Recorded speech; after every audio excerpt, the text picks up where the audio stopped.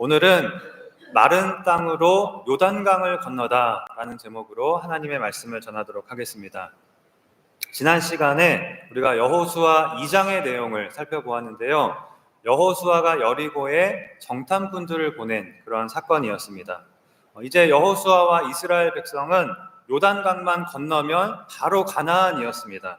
그런데 요단강을 건너가자마자 상대해야 하는 그 가나안의 성읍이 여리고라고 하였습니다. 그래서 여호수아가 2명의 정탐꾼을 여리고에 보내서 여리고를 정탐하게 하였는데 바로 그들의 신분이 발각되어서 위기에 처한 그 정탐꾼들을 여리고의 기생 라합이 숨겨주고 또 탈출까지 시켜주었다고 하였습니다. 그렇게 해서 이 라합 덕분에 결국 정탐꾼들은 무사히 아주 중요한 정보를 가지고 이스라엘 진영으로 돌아오게 되었는데요. 그 중요한 정보는 다른 것이 아니라 지금 여리고 백성들이 이스라엘의 하나님이 행하신 놀라운 일들을 듣고 그 소문을 듣고 너무나도 겁을 먹고 두려워서 벌벌 떨고 있다라는 것이었습니다. 아마도 이 소식을 들은 여호수아와 이스라엘 백성은 하나님께서 가나안 땅을 자신들에게 주신 것이 확실하다, 이런 확신과 또 그들을 우리가 이길 수 있겠구나, 당연히 이기겠구나 라고 하는 용기를 얻게 되었을 것입니다. 여기까지가 여호수아 2장의 내용이었고요. 오늘은 이어지는 3장의 내용을 살펴보도록 하겠습니다. 3장의 내용은 드디어 이스라엘 백성이 요단강을 건너는 내용입니다. 요단강을 건너면 바로 이제 가나안이라고 하였습니다. 즉 이스라엘 백성이 이 요단강을 건넌다고 하는 것은 지긋지긋한 40년의 광야 생활을 마치고 드디어 약속의 아름다운 땅 가나안 땅을 밟게 되는 것을 의미했습니다. 여호수아 3장은 이제 가나안 땅을 밟는 것까지는 나오지 않고 요단강을 건너는 것까지를 기록을 하고 있습니다. 이 요단강을 건너는 것도 사실 굉장히 큰 사건이었거든요. 그럼 그 3장의 내용을 우리가 함께 살펴보고 그 내용 속에서 중요한 몇 가지를 생각해 보도록 하겠습니다. 자, 1절부터 한번 보시겠는데요. 1절에 또 여호수아가 아침에 일찍이 일어나서 그와 모든 이스라엘 자손들과 더불어 시딤에서 떠나 요단에 이르러 건너가기 전에 거기서 유숙하니라 라고 하였습니다. 지금 요단강 동편인 모압 평지에서 한참을 머물렀던 이스라엘 백성이 이제 드디어 움직이기 시작합니다. 드디어 가나안 땅에 들어가려고 이제 움직이기 시작하는데요. 요단강 앞에 이르러서 거기서 유숙하였다라고 하였습니다. 여기서 며칠을 머물게 되냐면요. 바로 다음 절 2절에 보면 사흘 후에 관리들이 진중으로 두루 다니며라고 하였습니다. 사흘을 이곳에서 머물게 됩니다. 그런데 여호수아 3장이 시작되고 있는 이 부분을 우리가 그냥 읽으면 2장에서 이제 막 정탐꾼들이 여리고에서 돌아온 후에 이렇게 이스라엘이 모압 평지를 떠나서 요단강에 이르렀고 거기서 3일을 유숙하였다, 이렇게 읽기가 쉽거든요. 그렇게 생각하기가 쉬운데, 그런데 여호수아 1장에서 3장을 우리가 자세히 읽어보면 이스라엘 백성이 요단강에 이른 이 3장 1절의 때는 2장에서 정탐꾼이 돌아온 이후가 아니라 1장에서 하나님께서 여호수아에게 강하고 담대하라, 너는 요단을 건너 가나안에 들어가 그 땅을 차지하라 라고 말씀하신 직후, 즉 1장 10절, 11절 요때로 보입니다. 왜냐하면 1장 11절에 보면 하나님께서 여호수아에게 그렇게 명령하신 후에 여호수아가 관리들을 시켜서 백성들에게 이렇게 말하거든요. 양식을 준비하라. 사흘 안에 너희가 이 요단을 건널 것이다. 하나님께서 요단을 건너 가나안 땅으로 가라 라고 명령하신 후에 여호수아가 백성들에게 사흘 안에 이제 요단강을 건너게 될 것이다, 떠날 준비를 하라, 양식을 준비하라, 이렇게 말을 하고 있는 장면입니다. 이 말을 한 때가 바로 3장 1절의 때라는 것입니다. 즉 1장에서 하나님의 명령이 있은 직후에 여호수아가 이스라엘 백성에게 이제 3일 후에 요단강을 건널 것이다 라고 말하고, 그리고 나서 이 모압 평지를 출발해서 요단강 앞에 이르러서 3일을 유숙하였는데 이제 그것이 3장 1절 2절이 되는 것입니다. 자, 그래서 이 요단강 앞에서 3일을 머문 후에 이제는 요단강을 건너는 내용이 이 여호수아 3장의 내용입니다. 그러니까 여호수아 2장의 정탐꾼 사건은 이스라엘 백성이 모압 평지를 떠나서 요단강 앞에 와서 그 요단강 앞에서 머문 그 3일 동안에 있었던 일이라고 볼 수가 있겠습니다. 이스라엘 백성이 요단강 앞에서 3일을 머물렀던 이유가 아마도 여리고에 정탐꾼들을 보내고 또 그 정탐꾼이 돌아오기를 기다리기 위해서였을 것입니다. 그래서 이제 정탐꾼이 돌아오자 드디어 요단강을 건너게 되는 것이 이 3장의 내용입니다.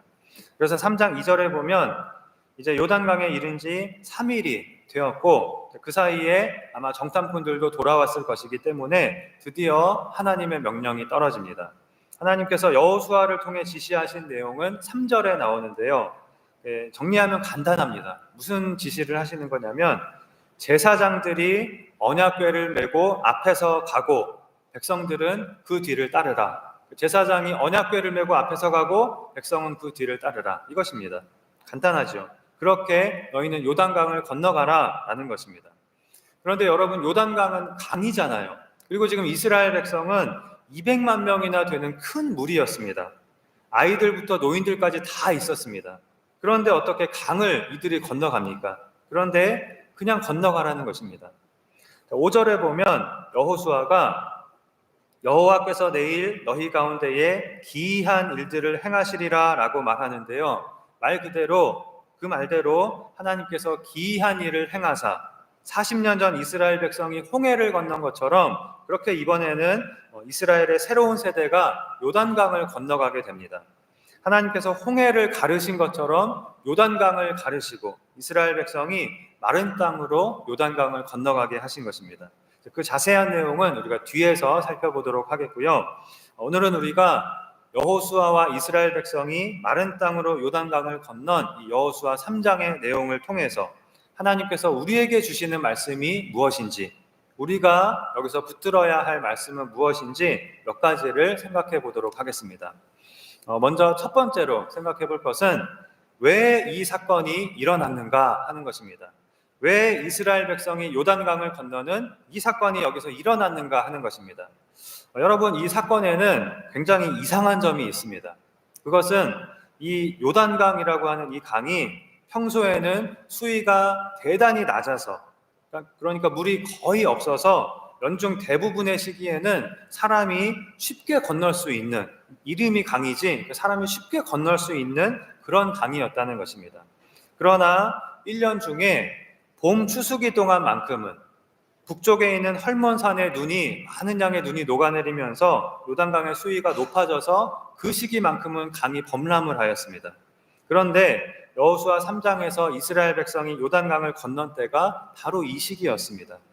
강이 범람해서 200만 명이나 되는 이스라엘 백성이 요단강을 건너는 것이 불가능한 시기였습니다. 그렇다면 상식적으로 생각할 때 모압 평지에 있는 이 이스라엘 백성들이 조금 더 기다려서 이 시기가 지나가면 하나님께서 기이한 일을 행하실 필요도 없이 이스라엘 백성은 쉽게 그냥 요단강을 건너갈 수도 있었습니다. 아니, 지금까지 40년을 기다려 왔는데 몇 개월을 왜 더 못 기다리겠습니까? 그렇게 하는 것이 지극히 상식적인 일이었습니다. 다시 말하면 여호수아 3장에서 하나님께서 요단강을 가르신 이 사건은 사실은 일어날 필요가 없었던 사건이라는 것입니다. 그렇기 때문에 우리가 생각해 보아야 하는 것은 왜 이 사건이 일어났는가, 즉 이렇게 하신 하나님의 뜻이 무엇인가 하는 것입니다. 왜 하나님은 일부러 요단강이 가장 불어나는 초봄까지 기다리셨다가 강이 범람해서 건너기가 불가능한 때에 굳이 그 요단강을 가르시고 이스라엘 백성이 건너가게 하셨는가 하는 것입니다. 하나님께서 그렇게 하신 분명한 이유가 있습니다. 몇 가지 이유가 있는데요. 먼저 첫 번째는 여호수아를 위해서였습니다. 7절에 보면 하나님께서 여호수아에게 이렇게 말씀하십니다. 내가 오늘부터 시작하여 너를 온 이스라엘의 목전에서 크게 하여 내가 모세와 함께 있었던 것 같이 너와 함께 있는 것을 그들이 알게 하리라. 원래 모세의 수종자였던 여호수아는 워낙에 걸출한 지도자였던 모세의 뒤를 이어서 이 많은 백성의 지도자가 되었기 때문에 지도력을 발휘하기가 굉장히 어려웠을 것입니다. 그래서 여호수아 1장에서도 두려워하는 여호수아에게 하나님께서 두려워하지 말라, 강하고 담대하라, 내가 모세와 함께 있었던 것 같이 너와도 똑같이 함께 있을 것이다 라고 말씀하신 것을 우리가 보았습니다. 그 말씀대로 하나님은 모세를 통하여 홍해바다를 가르신 것처럼 여호수아를 통하여 요단강을 가르심으로 여호수아가 이스라엘 백성 앞에서 모세와 같은 권위를 가지고 지도력을 발휘할 수 있도록 해주신 것입니다. 그 결정적인 역할을 한 것이 바로 이 요단강을 건넌 사건이었습니다. 그래서 이 요단강을 건넌 직후인 4장 14절에 보면 그날에 여호와께서 모든 이스라엘의 목전에서 여호수아를 크게 하심에 그가 생존한 날 동안에 백성이 그를 두려워하기를 모세를 두려워하던 것 같이 하였더라 라고 하였습니다. 자, 또 하나님께서 요단강을 가르신 두 번째 이유는 이스라엘 백성을 또 위해서였습니다. 10절에 보면 또 말하되 살아계신 하나님이 너희 가운데에 계시사 가나안 족속과 헷 족속과 히위 족속과 브리스 족속과 기르가스 족속과 아모리 족속과 여부스 족속을 너희 앞에서 반드시 쫓아내실 줄을 이것으로써 너희가 알리라 라고 하였습니다. 여기 보면 여러 족속들의 이름이 나오는데요. 이 7개의 족속을 가나안 7족속이라고 부릅니다. 가나안 땅에는 이렇게 여러 민족이 살고 있었고 여러 나라들이 있었습니다. 그러니 이스라엘 백성들이 두려워하고 불안해하는 것도 무리가 아니었습니다. 그래서 하나님은 이 여리고와의 첫 번째 싸움을 앞두고 하나님의 놀라운 권능으로 요단강을 가르사 이스라엘 백성이 건너가게 하신 것입니다. 자, 이것으로써 하나님께서 가나안 족속들을 반드시 쫓아내실 줄을 너희가 알게 되리라 라고 하였습니다. 이들이 하나님의 권능으로 요단강을 건너는 것이 하나님께서 이들에게 가나안 땅을 주셨다는 증거가 될 것이다. 너희가 건너기가 불가능한 요단강을 건너므로써 하나님께서 너희에게 가나안 땅을 주실 것을 확신하게 될 것이다 라는 것입니다. 자, 그런데 또 세 번째로 이것은 이스라엘 백성에게만 증거가 되고 확신을 주는 일이 아니었습니다. 하나님께서 요단강을 가르신 이유 중에는 또한 가나안 족속들에게 보이시기 위한 것도 있었습니다. 11절에 보라 온 땅의 주의 언약궤가 너희 앞에서 요단을 건너가나니 라고 하였습니다. 하나님께서 요단강을 가르신 사건은 하나님께서 온 땅의 주이심을, 온 땅의 하나님이심을 가나안 족속들에게도 나타내신 사건이었습니다. 가나안 족속들에게 온 땅에 하나님의 영광을 나타내신 것입니다. 가나안 족속들은 이 요단강 건너편까지 와 있는 지금 이스라엘 백성들로 인하여 두려워 떨고 있기는 하였지만 사실 지금 당장은 이 강이 범람해서 많은 백성들이 건너기가 도저히 불가능한 이 시기에 이스라엘이 요단강을 건너 가나안에 들어오리라고는 아무도 예상할 수가 없었을 것입니다. 아무도 그런 생각을 못했습니다. 그렇기 때문에 안 그래도 겁에 질려 있었던 가나안 족속들은 이스라엘 백성이 하나님의 권능으로 요단강을 건너는 것을 보면서 아마 완전히 전의를 상실하게 되었을 것입니다. 그야말로 공포에 사로잡히게 되었을 것입니다.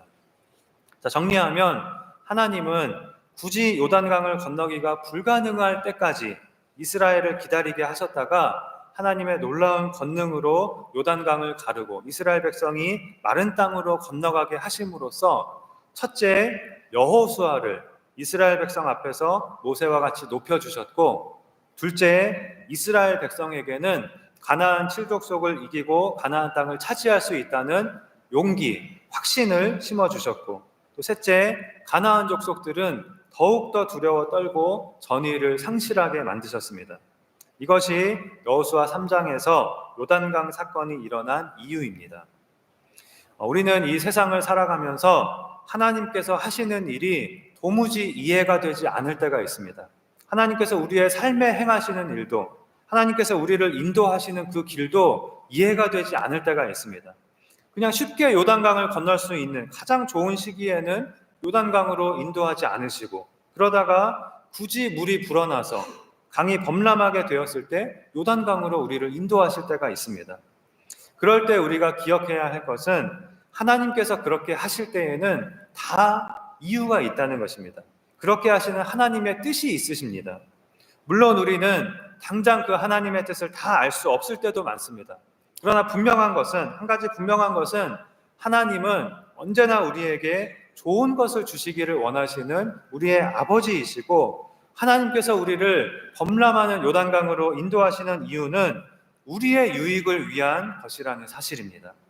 하나님께서 여호수아에게 하신 것처럼 우리의 필요를 채워주시기 위한 그런 하나님의 놀라운 뜻이 있을 수도 있고, 또 하나님께서 요단강을 가르심으로 이스라엘 백성에게 확신과 용기를 주신 것처럼 우리에게 놀라운 일을 행하심으로 우리에게 믿음과 확신을 주시려는 그런 하나님의 뜻이 있을 수도 있습니다. 또는 많은 사람들에게 하나님의 영광을 나타내시려는 그런 하나님의 뜻이 있을 수도 있는 것입니다. 우리에게 필요한 것은 비록 우리가 하나님의 그 모든 뜻을 다 알거나 다 헤아리지는 못할지라도 하나님은 우리에게 좋은 것을 주기를 원하시고 또 우리를 위한 선하신 계획과 뜻을 가지고 계신다는 것을 분명히 알고 그것을 믿는 믿음입니다. 하나님의 자녀인 우리에게는 얕은 요단강이든 범람하는 요단강이든 그것은 아무 상관이 없습니다. 하나님을 믿고 하나님께서 인도하시는 대로 나아가면 되는 것입니다. 우리 앞에 홍해가 있든 요단강이 있느냐, 이것이 중요한 것이 아니라, 우리가 어디에 있는가가 절대로 그것이 중요한 것이 아니라 하나님의 인도를 따라 나아가는 것, 그것이 중요한 것입니다. 그래서 다음으로 두 번째로 우리가 생각해 볼 것은 하나님의 인도를 따라 나아간 여호수아와 이스라엘 백성에 대한 것입니다. 여호수아 3장에서 이스라엘 백성이 요단강을 건넌 이 모든 사건은 하나님의 말씀에서 시작되었고 하나님의 말씀을 따라 이루어졌다 하는 것입니다. 여호수아가 이스라엘 백성을 범람하는 요단강으로 인도하고 요단강을 건너게 한 것이 아닙니다. 이 모든 것은 하나님의 명령에 따른 것이었습니다. 9절에도 보면 여호수아가 이스라엘 백성에게 이리 와서 너희의 하나님 여호와의 말씀을 들으라 라고 말하고 있는데요, 이스라엘의 출애굽에서부터 가나안을 정복하기까지 중요한 것은 이스라엘이 오직 하나님의 말씀에 의해 행동을 개시해야 한다 하는 것이었습니다. 하나님이 말씀하시고 그 말씀을 그대로 이행할 때에 이들은 하나님이 행하시는 놀라운 기적을 맛볼 수가 있었습니다. 반면에 하나님의 말씀에서 시작되지 않은 이들의 행동은 대부분이 반역으로 이어지고 말았습니다. 오늘 본문에서도 이스라엘 백성이 요단강을 건너는 기적을 맛보게 된 것은 하나님의 말씀을 잘 듣고 그 말씀에 순종하였기 때문입니다. 특별히 하나님께서 이스라엘 백성들로 하여금 요단강을 건너가게 하신 방식은 우리에게 하나님의 말씀을 따라가는 것이 무엇인지를 상징적으로 보여주고 있는데요, 오늘 본문 14절에 보면 백성이 요단을 건너려고 자기들의 장막을 떠날 때에 제사장들은 언약궤를 메고 백성 앞에서 나아가니라 라고 하였습니다. 제사장들이 언약궤를 메고 앞에서 나아가고 그 뒤를 백성들이 따라갔다는 것입니다. 하나님께서 그렇게 하라고 명하셨거든요. 여러분, 이 언약궤는 우리가 출애굽기에서 보았던 것인데요, 바로 하나님께서 성막을 만들라고 하시면서 만들라고 하신 것입니다. 성막 안에 언약궤가 위치하였거든요. 그러니까 성막은 이스라엘이 광야를 지나는 동안 이동식 성전의 역할을 하였는데요, 계속 이동을 해야 되니까 건물로 성전을 지을 수가 없었습니다. 그래서 이동식 텐트로 성전을 만든 것이 성막입니다. 자, 그림을 보시면 여러분 예전에 보신 그림입니다. 저기에 눈에 띄게 보이는 것이 있죠. 여러 가지 아름다운 색깔의 천들과 가죽으로 덮여있는 천막처럼, 큰 천막처럼 생긴 것이 저것이 성막인데요, 이 성막이 바로 하나님이 계신 곳을 상징하였고요, 그 앞에 성막 뜰에 보면 이 성막 뜰에서는 구약시대의 예배인 짐승의 희생제사가 여기서 드려졌습니다. 그리고 우리가 말씀드렸던 저 성막의 내부는 어떻게 생겼냐면요, 이렇게 생겼습니다. 오른쪽이 출입문이고요, 들어가면 그 안쪽에 그 번제단 물두멍이라고 써 있는 곳이 성막에, 아까 보셨던 성막의 뜰이고, 성소, 지성소 이렇게 되어 있는 곳이 성막인데 성소와 지성소로 이렇게 성막이 이루어져 있습니다. 그래서 가장 깊은 곳인 이 지성소가 바로 하나님이 계신 곳입니다. 실제로 하나님이 이 지성소 안에, 저 공간 안에 갇혀 계신다는 뜻이 아니라 하나님의 임재를 상징하는 곳이 지성소라는 것입니다. 왜냐하면 이 지성소 안에 바로 언약궤가 있었거든요. 이 언약궤 안에는 세 가지 물건이 들어 있었는데요. 만나를 담아서 보관한 항아리, 그리고 아론의 쌍난 지팡이, 그리고 십계명의 두 돌판, 이것이 이렇게 여기에 들어 있었습니다.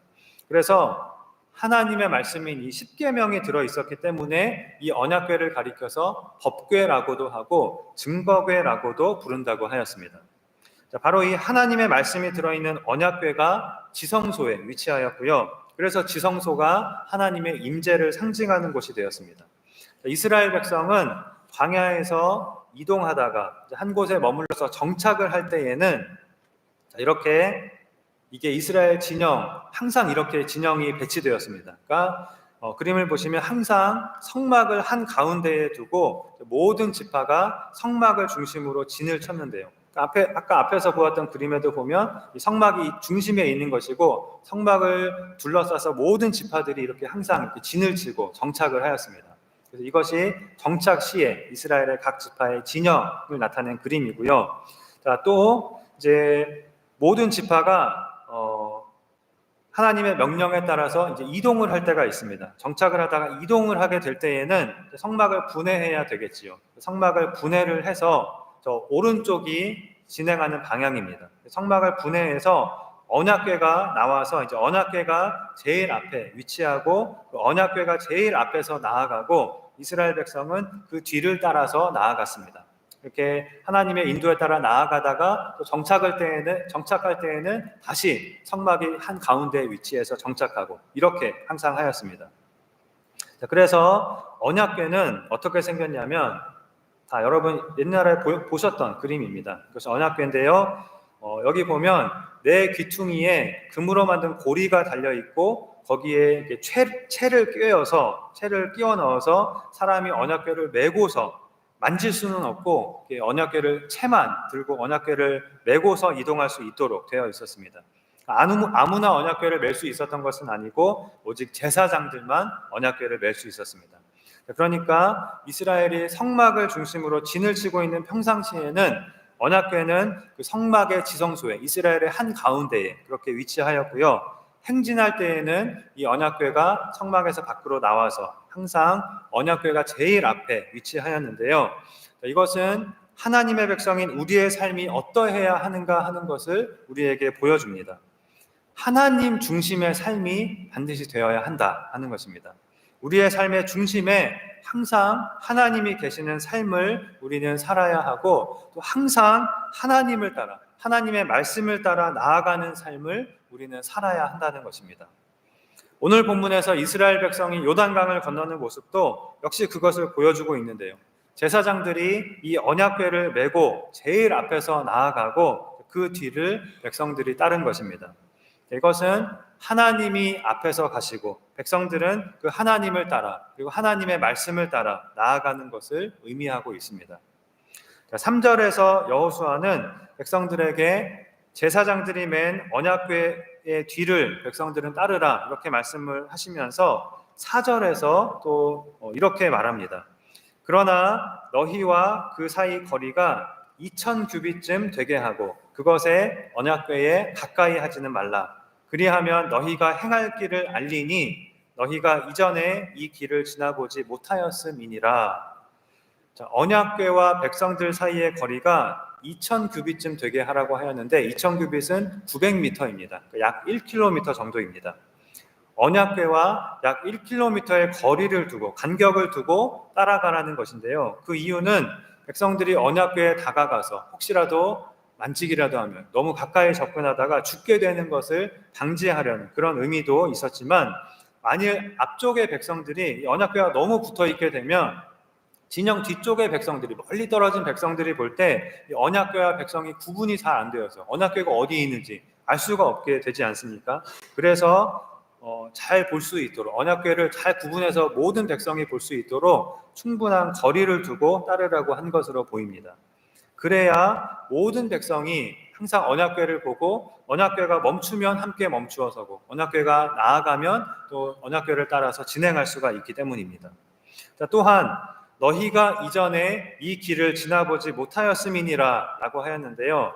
이스라엘 백성이 앞서가는 언약궤를 따라서 나아간 것은 이들이 가보지 않은 길을 갈 수 있는 것은 오직 하나님을 의지함으로써만, 오직 하나님을 따라감으로써만 가능하다 하는 것을 의미하는 것이었습니다. 즉 이들이 언약궤를 따라 나아간 것은 첫째는 하나님의 인도를 따라 나아간다는 그런 의미가 있었고, 두 번째는 우리가 갈 수 없는 길을 하나님의 권능에 의지하여 나아간다, 이러한 의미가 또 있었습니다.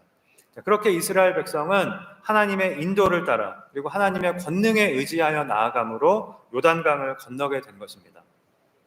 그렇다면 여러분, 우리에게 언약궤는 무엇일까요? 우리가 바라보고 따라가야 할 그 언약궤는 무엇입니까? 바로 하나님의 말씀입니다. 우리가 오늘 돌아보아야 할 것은 우리는 이스라엘 백성들처럼 하나님을 우리의 삶의 중심에 모시고 살아가고 있는가? 나는 하나님 중심으로 살아가고 있는가? 나는 이스라엘 백성들처럼 하나님의 말씀을 앞세우고 그 하나님의 말씀을 따라 나아가고 있는가 하는 것입니다. 하나님의 백성은 하나님 중심으로 사는 사람입니다. 하나님의 말씀을 따라 나아가는 사람입니다. 그렇게 할 때 우리는 범람하는 요단강도 건널 수 있는 것입니다.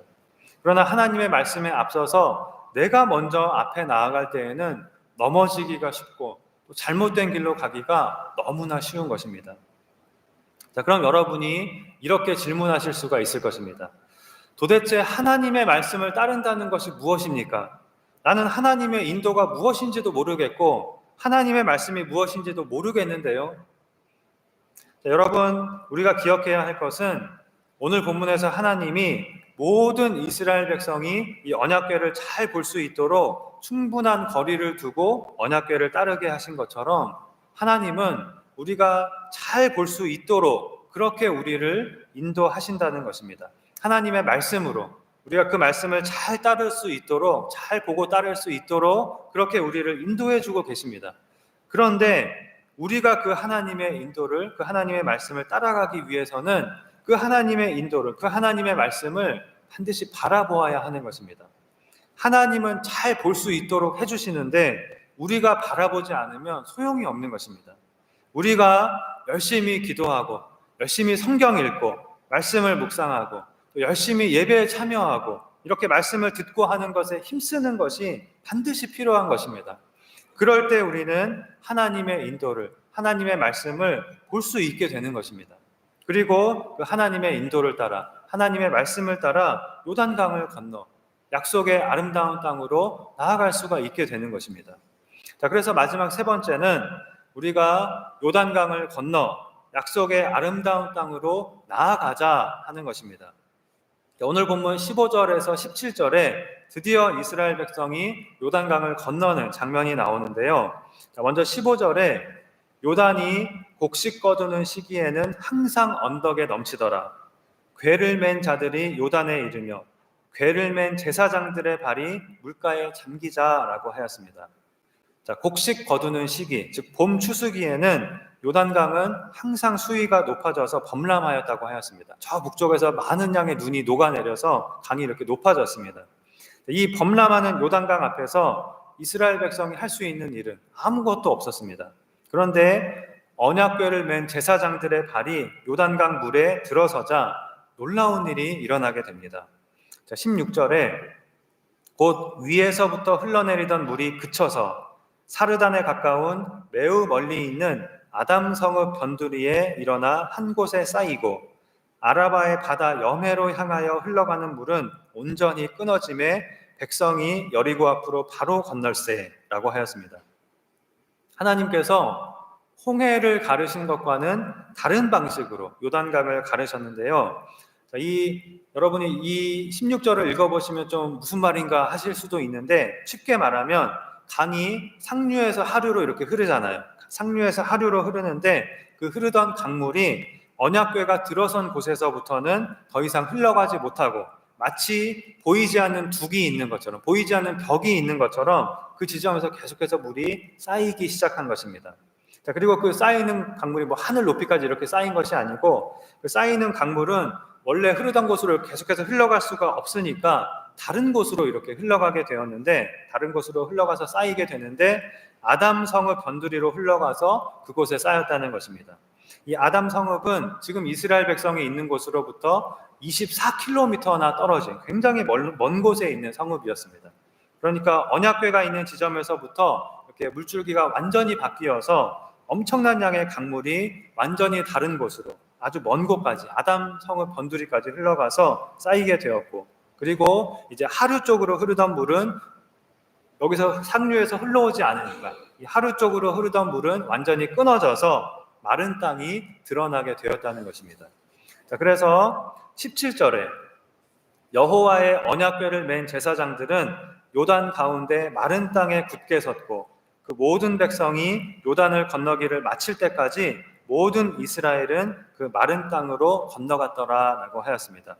자, 이것이 이스라엘 백성이 하나님의 말씀에 순종하여 하나님의 임재를 상징하는, 그리고 하나님의 말씀을 상징하는 언약궤를 따라 나아감으로 마른 땅으로 요단강을 건넌 사건이었습니다. 그렇다면 우리도 이렇게 하나님의 말씀을 따라 나아감으로 요단강을 건너 약속의 아름다운 땅으로 나아가야 하겠는데요. 우리 앞에 있는 것이 그냥 건널 수 있는 얕은 요단강이든 또는 범람하는 요단강이든 홍해바다이든 그것은 중요한 것이 아니라고 하였습니다. 중요한 것은 우리의 앞에 가시며 우리를 인도하시는 하나님을 따라, 하나님의 말씀을 따라 나아가는 것이 중요한 것입니다. 우리가 이 세상에서 어떠한 일을 만나도 우리를 그리로 인도하신 하나님의 뜻은 우리를 망하게 하시는 것이 아닙니다. 홍해를 건너게 하려고, 요단강을 건너게 하려고 하나님은 우리를 홍해 앞으로, 요단강 앞으로 인도하시는 것입니다. 그런데 여기서 중요한 것은 우리가 그 하나님을 바라보고 하나님의 말씀을 바라보아야 한다는 것입니다. 범람하는 요단강도 또 그냥 건널 수 있는 얕은 요단강도 반드시 우리는 하나님의 말씀을 바라보고 하나님의 말씀에 의지하여 하나님의 말씀을 따라 나아감으로 건너가야 하는 것입니다. 얕은 요단강도 여러분 그렇게 건너가셔야 합니다.